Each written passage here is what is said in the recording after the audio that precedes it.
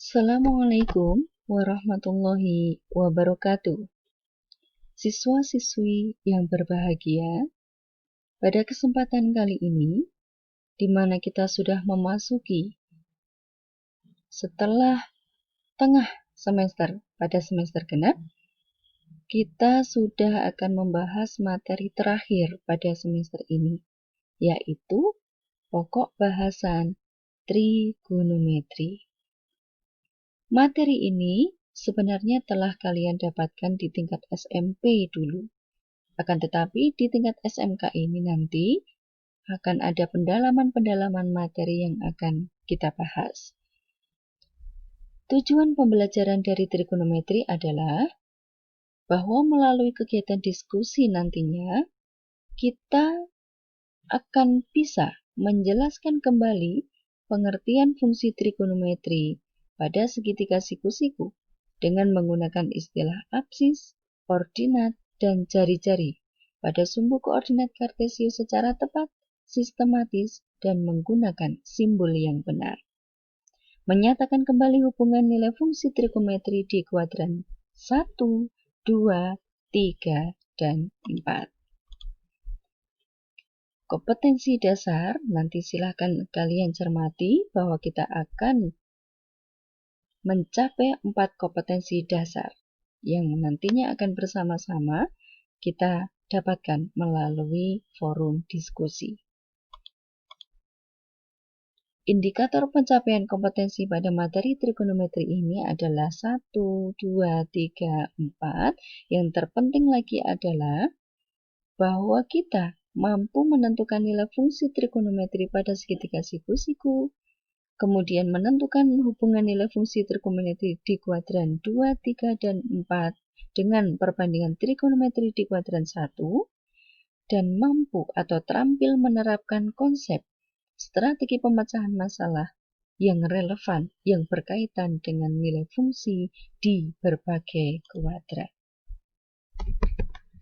Mari kita mulai mencermati materi.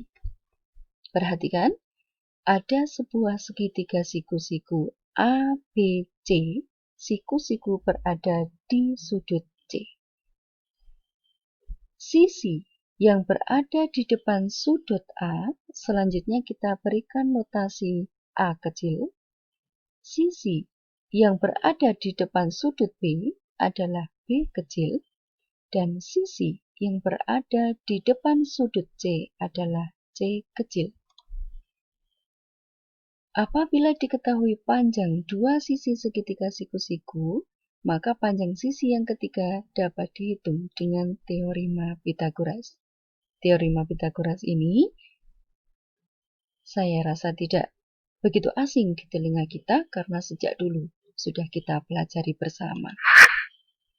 Teorema Pythagoras, kita ingatkan kembali bahwa kuadrat dari sisi miring A, B, atau juga bisa kita nyatakan dengan C, merupakan jumlah kuadrat dari kedua sisi siku-sikunya, yaitu sisi AC atau B, ditambah dengan sisi BC atau sisi A. C kuadrat sama dengan A kuadrat ditambah B kuadrat.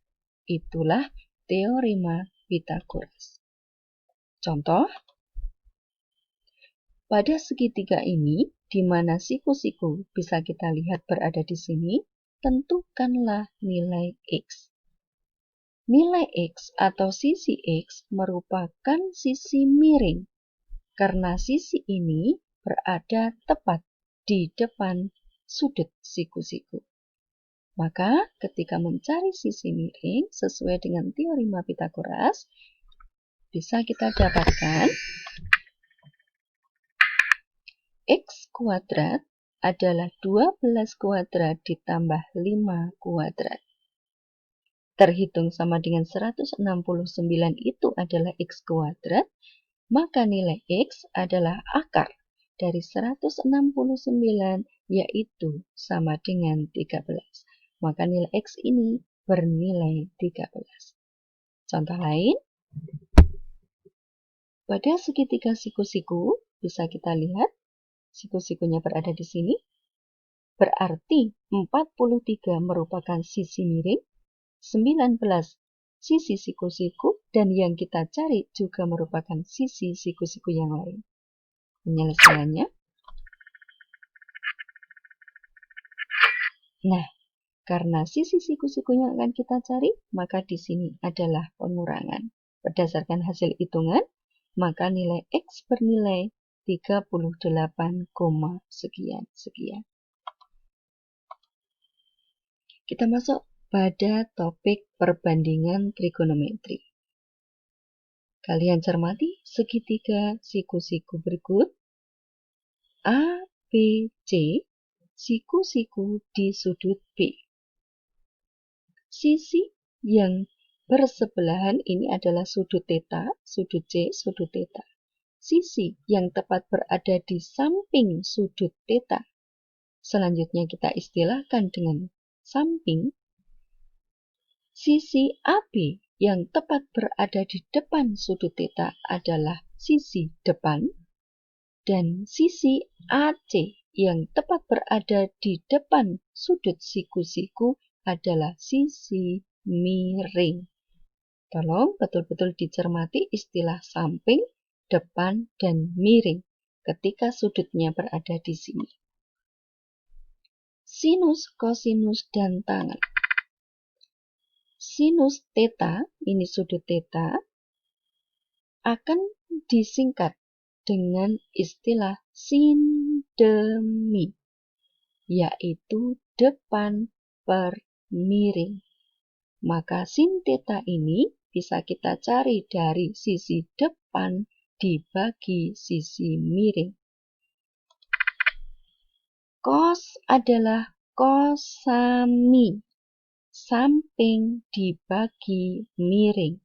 Sisi samping dibagi sisi miring.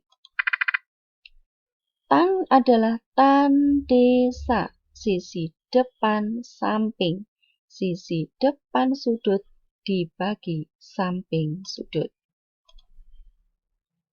Nah, ini nanti bisa kita pelajari jika berada di dalam bidang koordinat kartesius, maka bisa dinyatakan dalam bentuk Y, X, dan R.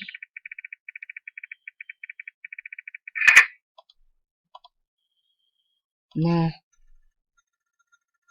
ada istilah sekan, kosekan, dan kotangen. Bagaimana hubungannya terhadap nilai sekan, kosekan, dan kotangen? Cermati penjelasan berikut ini.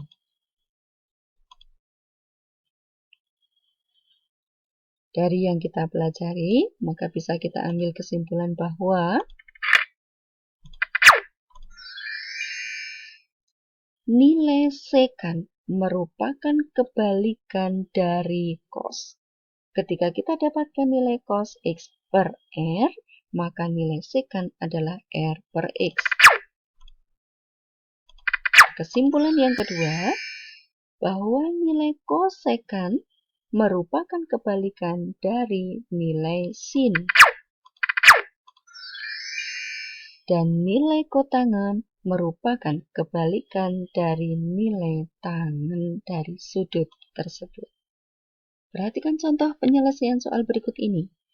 Pada segitiga ABC siku-siku di B, perhatikan gambar. Diketahui nilai A adalah 4, ini A, dan C adalah 3, ini adalah sisi C. Tentukan nilai sin dari sudut A, cos dari sudut A, dan tangen dari sudut A. Perhatikan siswa dan siswi sekalian, bahwa sisi A sudah diketahui, sisi C sudah diketahui, tetapi sisi miring belum diketahui. Maka dari teorema Pythagoras yang kita bahas di awal tadi, kita bisa mendapatkan panjang sisi B, yaitu sama dengan 5.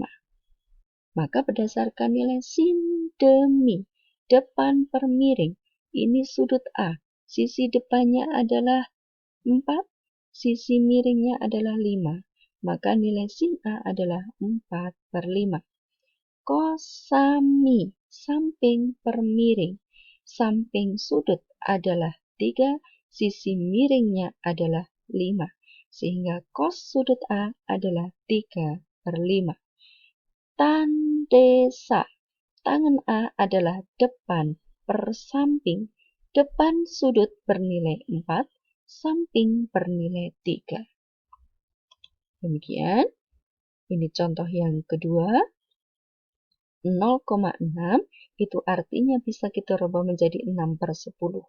Karena sin demi adalah depan per miring, maka depan artinya 6, miring artinya 10. Melalui teorema Pythagoras, kita dapatkan nilai X sama dengan 8. Maka nilai cos A dan tangan sudut A masing-masing bisa kita dapatkan. Nah, contoh yang ketiga. Silakan ini nanti dicermati bersama-sama sebagai bahan diskusi dengan teman kalian masing-masing. Dan ketika sudah bisa menyelesaikan contoh yang ketiga, bisa mendiskusikan, bisa membahas bersama teman-teman, maka silahkan uji coba kemampuan kalian melalui soal pemantapan berikut ini.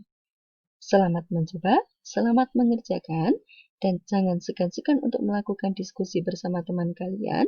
Jika melalui kendala, silakan diskusikan dengan Ibu untuk menyelesaikan solusinya. Demikian untuk pertemuan saat ini. Semoga bermanfaat dan dapat diterima dengan baik. Selamat belajar, semoga sukses untuk kalian semua. Assalamualaikum warahmatullahi wabarakatuh.